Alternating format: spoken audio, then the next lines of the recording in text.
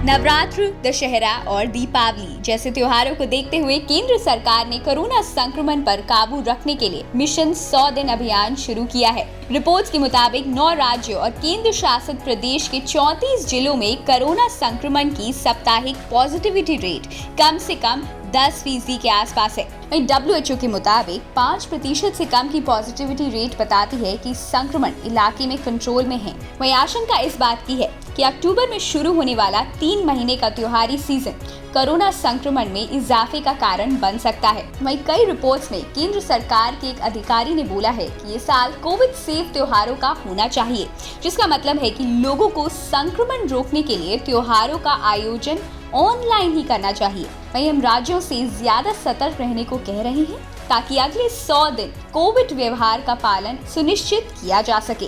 वहीं अधिकारी ने ये भी रिपोर्ट्स में कहा है कि भीड़ में खुद को सुरक्षित होने की भावना व्याप्त हो गई है, इसीलिए और भी बहुत जरूरी है कि लोगों को सतर्क रहने के बारे में बताया जाए। तो आइए सबसे पहले जानते हैं उन 5 राज्यों के बारे में जहां 5% साप्ताहिक संक्रमण दर है।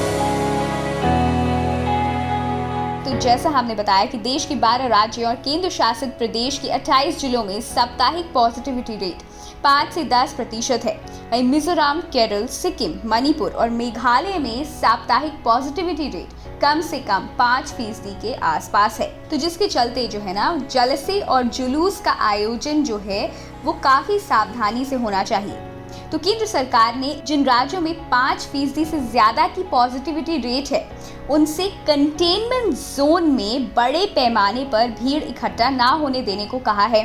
वहीं अगर किसी जिले में भीड़ की अनुमति दी जाती है तो इसके लिए पूरी परमिशन की आवश्यकता होगी और कार्यक्रम में शामिल होने वाले लोगों की संख्या भी निश्चित होगी। वहीं गाइडलाइंस के मुताबिक शारीरिक और व्यक्तिगत मीटिंग को बढ़ावा नहीं दिया जाएगा, साथ ही दर्शन और वर्चुअल सेलिब्रेशन को प्रोत्साहित किया जाएगा। वहीं पुतला दहन, पंडाल भ्रमण, डांडिया और गरबा का आयोजन भी जो है वो प्रतीकात्मक होना चाहिए।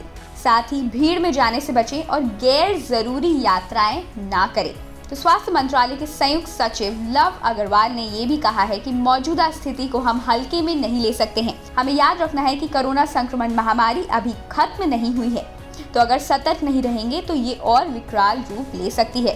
तभी उन्होंने कहा है कि लोगों को भीड़ में जाने से बचना चाहिए और अनावश्यक यात्राएं नहीं करनी चाहिए। तो ये थी केंद्र सरकार के मिशन 100 दिन अभियान के बारे में सभी जानकारी। वहीं अगर आपको और डिटेल में जानकारी चाहिए तो आप india.com पर लॉग ऑन कर सकते हैं और हमारे YouTube चैनल को सब्सक्राइब करना ना भूलें।